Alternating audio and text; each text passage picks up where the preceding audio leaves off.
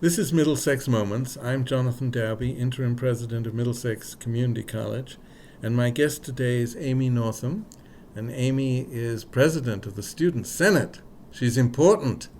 Yay. Yay! What does the President of a Student Senate do in a community college? I bring the students together.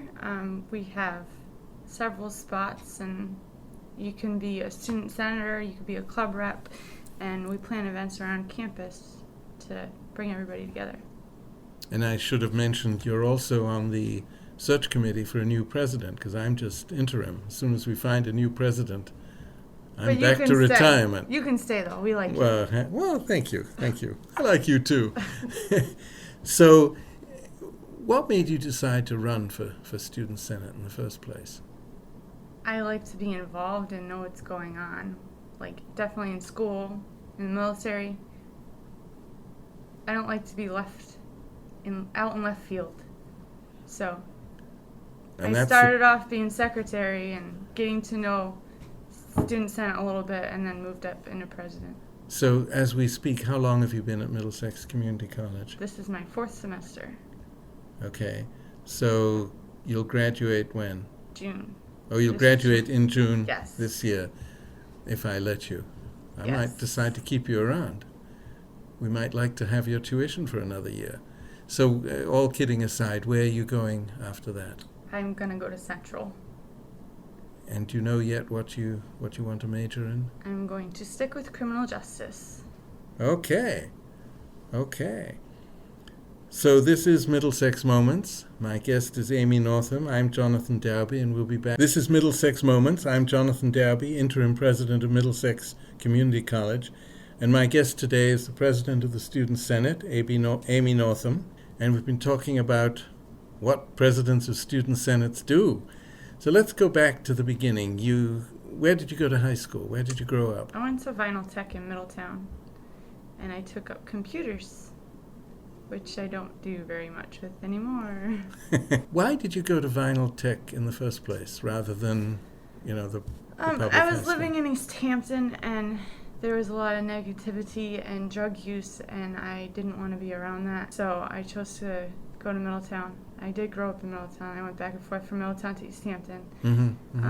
At the point of high school, I was living in East Hampton, and I decided I wanted to do something and go into a trade. And so I got to go through the exploratory program they had and get a little taste of each trade, and I liked computers the best, so that's what I chose to do. So you went to Vinyl Tech. You graduated from Vinyl Tech. Yes. What year was that? 2003. 2003. So that's 7. I can do the math. That's 7 years ago, approximately. And then what? When you left Vinyl Tech, then what? Not a lot of people know this. I actually went down to Florida in Orlando to go to massage therapy school because part of me wanted to do that. I don't know what I was thinking, but I missed my family and my best friend horribly, so I came home a month later. And the fact that there's 3 colleges in the same area, it was really hard to find a job. So I just wasn't able to afford it, and I came back, and I came to Middlesex not too long after. This is before you went into the military? This is, yes. So you went to, you graduate from Vinyl Tech, you go to Florida for a month to seek your fortune, you come back, you go... Within a month of coming back, I wound up joining the military. What made you decide to go into the military? Honestly, September 11th, and coming back from school and not having money. They promote hugely that they pay for school, and that's one of the main reasons. I want to serve my country, and at the same time, it's nice not having to pay for school. So those are my 2 reasons. Well, you're serving your country by going to school and being qualified at something. Absolutely. No question about that. So you went into the military. What was your biggest surprise going into the military? Basic training was tough. I wasn't expecting to be so homesick and physically have to overcome a lot. How long was basic training? It's 9 weeks.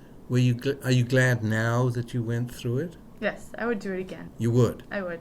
Well, describe basic training for those who haven't been through it. It's a lot of physical and mental.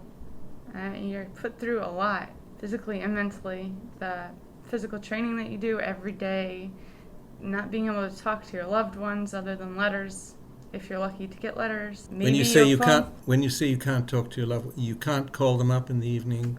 No.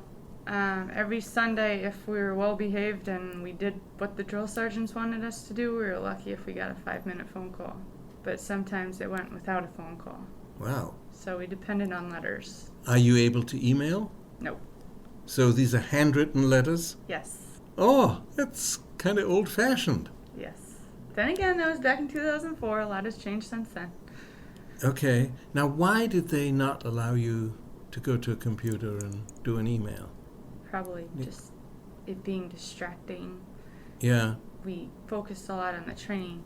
Did you make friends with people during basic training, or was it mostly one person, each person to themselves? 60 people, 60 females and 60 males per bay. So there's 4 bays. There was 2 bays of males and 2 bays of females.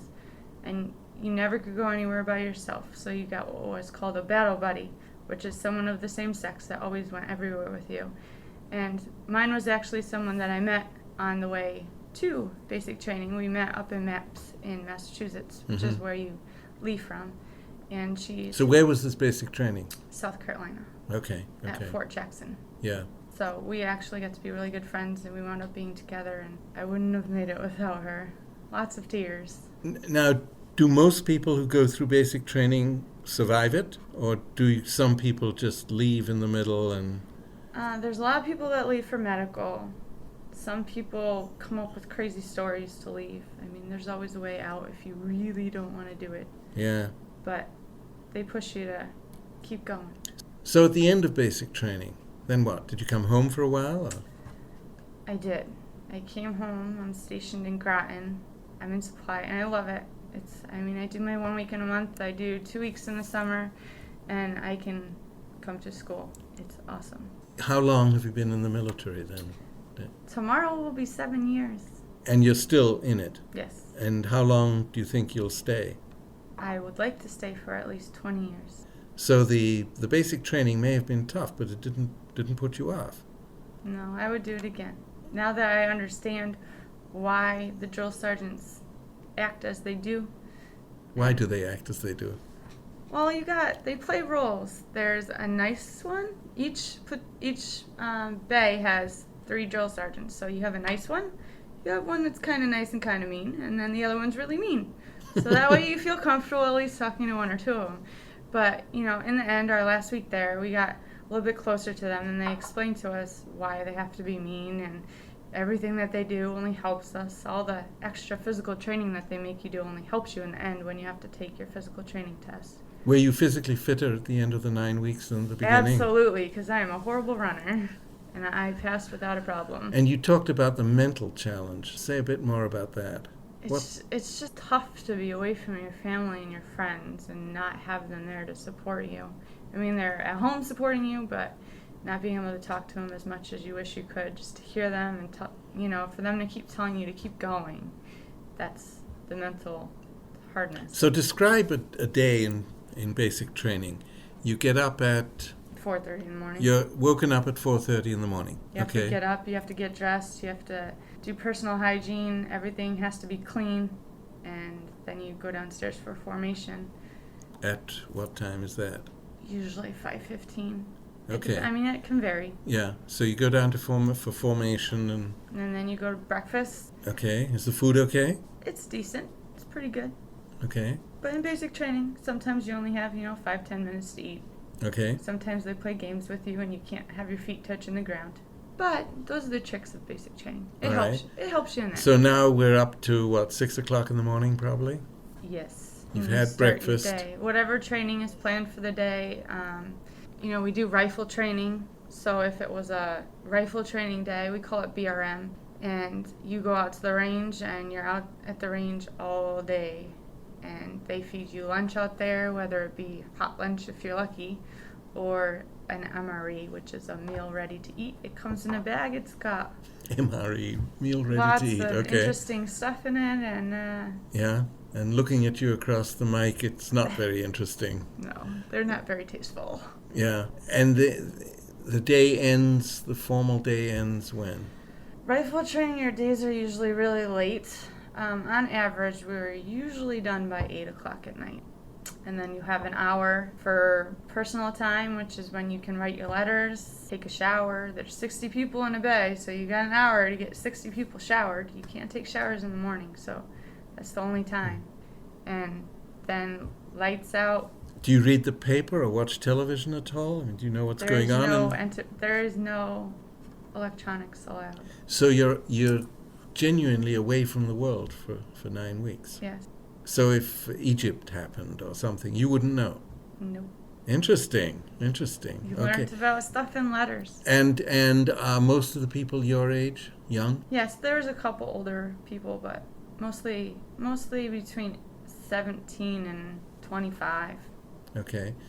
Now cut to today. When you spend a day or an evening or whatever with the military, what are you doing today? When I'm at my unit, I'm in supply. I work in a warehouse, or I do bench stock. We have these special towers because it's an aviation facility, so we do aircraft repair. The towers store all the different parts that they need, nuts, bolts, screws, all that types of stuff. And we're able to input a serial number or a stock number into the computer, and it pulls up the part. And these towers, it's an electronic thing. They go up, find the part, bring the tray down, and then you just pull the part. So it sounds like you're using your brain now rather than brawn, right? Yes. But looking at you, you're still pretty fit. Do you still exercise a lot? Yes. And is that mostly the military influence? It is. I would also like to be a police officer in the future, so I need to stay fit. Yeah, I bet you do. Well, my guest today is Amie Northam, who's president of the Student Senate at Middlesex Community College. This is Middlesex Moments. I'm Jonathan Daube, and we'll be back momentarily.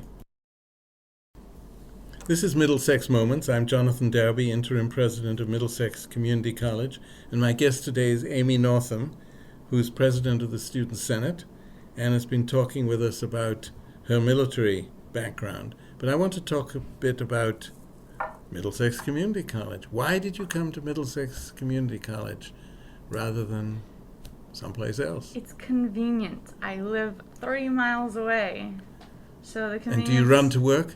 No. Okay. You drive? Yes. Oh dear. All right. So much for the military background. I'm a good But anyway, so largely because it was convenient. Yes. You've obviously taken a lot of courses here now. What's your biggest surprise about Middlesex Community College? I guess the people. Everyone's so willing to help you get further. And in high school, I had horrible grades. I mean, I was like a C student and didn't realize that... You don't come across as a C student. I'm not just I'm not saying anymore. that. Yeah. But I didn't realize how much of an impact that high school would have on me later on in life. And I did apply to Central prior to Middlesex, and I got denied because my grades weren't so good. Mm-hmm. And, I got accepted by Middlesex, and I always told myself, if the government's going to be paying for me to go to school, I'm going to do my best. My lowest GPA was 3.58 overall, and I have maintained over that since. Now, would you call the classes easy, or are they challenging? Or? They're not easy. They're challenging, especially, the more you take, the more work you have, and it's overwhelming in the beginning of the semester when you get all these papers that you have due, and you have to find the time to work on them, and then you got your tests and your quizzes. And so explain to me why you're doing so well at college and you didn't do so well at high school. Is it a matter of growing up and being more mature? Is it the atmosphere of the place? I think it's a matter of growing up and just becoming more mature and just realizing that the world it's about you succeeding, and nobody wants to see you fail. And the faculty here is all very, very nice, and I try to get to know everyone, because the more contacts you have in life, you're going to get a little bit further. And I just try to do So my if best. someone is listening to us who maybe has a C or even a D average in high school, and they really didn't like it very much, and they don't like the idea of studying at all, and they've maybe been out of school for a while, what would you say to them? Well, you're going to have to start off at a community college. You got to start somewhere. But Yep. I mean, And they're going to do all right at a community college if they work at it? if they work it and put their mind to it, there's always help. Like here we have the study center and it's free tutoring, and you can't beat that. You have friends, you have other faculty members that are willing to help. All you gotta do is ask. So what are you majoring in here? Criminal justice. And did you know that's what you were going to major in when you first came? Yes. You want to be a cop, right? Eventually, yes. What is it about being a police officer that appeals to you? It's the same with the military. It's protecting our citizens and making a safe place for all of us to live. Do you think, even though it's 2011, do you think it's harder for a woman to make it in that arena than for a man? I believe so. I went on a ride-along with a female officer because I wanted to see what it was like from the female perspective. Yeah. And it's challenging being around all, other males and you're the only female. Some of the things they say, you'll bring up an idea and they'll shut it down so quickly because it is a male-dominated world, and that is a male-dominated occupation. But I think the more females that go for it, it's going to change. Mm-hmm. Mm-hmm. Years ahead, perhaps, do you see yourself as being a police chief at some point? I would hope so. I know if I set my mind to it, I can do it. I think so too.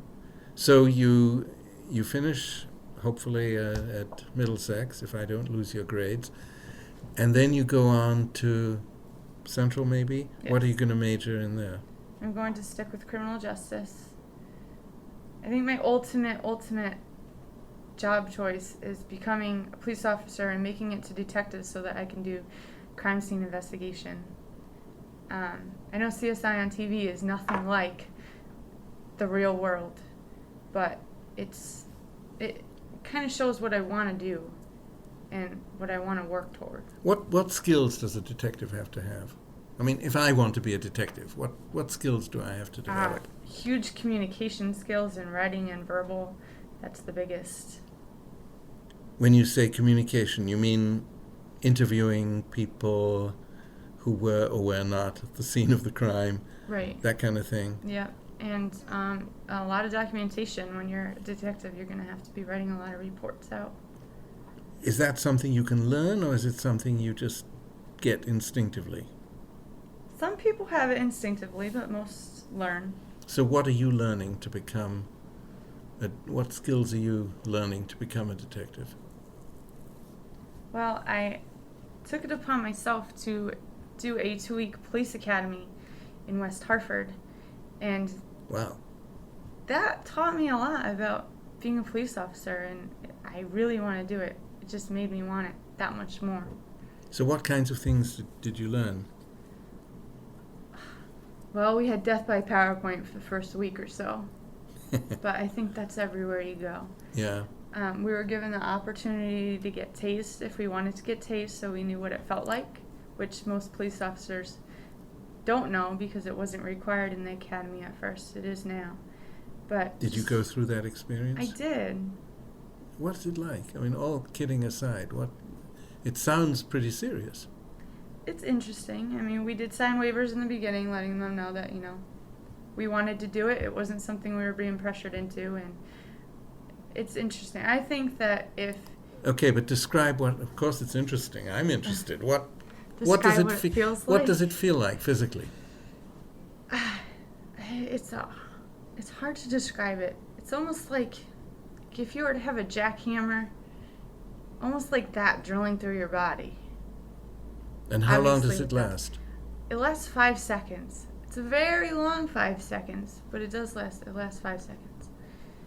If you do the real, they have a training one, which has like alligator clips, and they clip it to your shirt and your sock. I did the real one with the probes. It's almost like a fishing hook, 2 fishing hooks that dig into your back, and then the electrical charge goes between those two. But I think that every cop should know, if you're able to use it, I think you should know how it feels.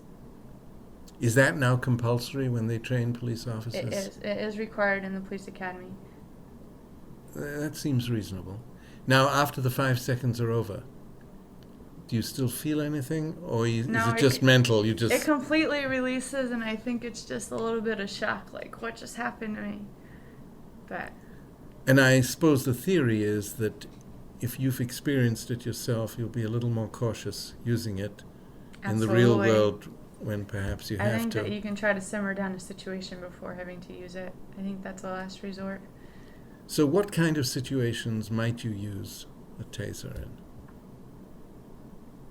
Well, a police officer doesn't ever want to get that close to anybody.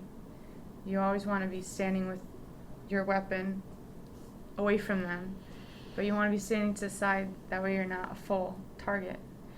But I think in some situations, situation they gave me that I actually pretended to pull a taser out and use it was that me and my partner walked into a room, and we happened to come upon a clown, and he was very distraught, and you could tell a lot was going on in his mind, and he kept trying to talk us out of arresting him, and he wasn't right, and he was kind of crazy. And I was trying to walk around him while my partner was distracting him, and I noticed he had a knife in his behind his back, secured by his pants. And as soon as he went to reach for that, I tased him because I'm not letting my partner get hurt. This was obviously a situational thing, so I just screamed taser. And then, he did ask me why I used the taser, and I said, well, you were reaching for your knife. And that's a very large knife, and I'm not going to let you hurt my partner. Wow, that's a responsibility, isn't it? It is. So let's go back to Middlesex Community College for a while. What kinds of students succeed here, would you say? What do you need to succeed? You need the drive to succeed. If you don't want to, you're not going to. You gotta have the effort. You gotta put the effort into it. So are you saying that it doesn't really matter whether your high school diploma is terrific or not, or how long you've been in school, but it's the attitude? Completely.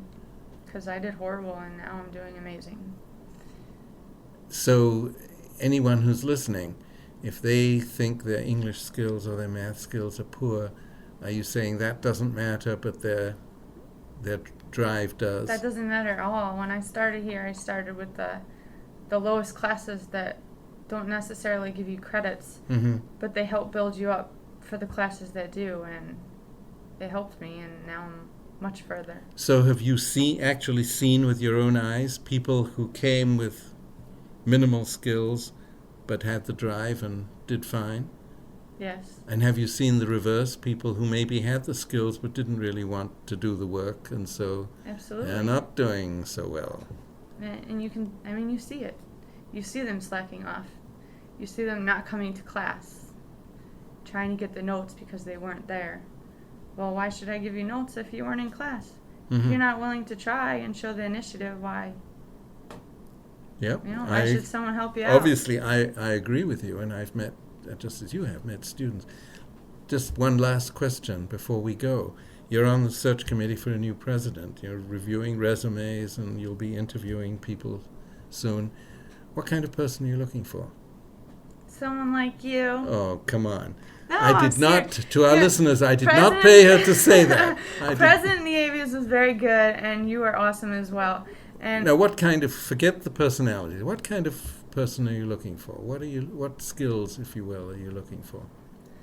Someone that's not just behind the desk. I know there's a lot of work behind the desk and a lot of work otherwise, but I think reaching out to the town and getting the town support and the surrounding area support just to see what we're able to do and what we have here and what we can offer.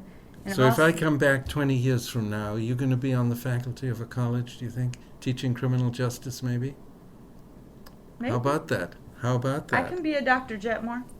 You can, okay. Dr. Jetmore is the coordinator of the program, right, who teaches your classes? Okay. This has been Middlesex Moments. My guest has been Amie Northam, the president of the Student Senate at Middlesex Community College.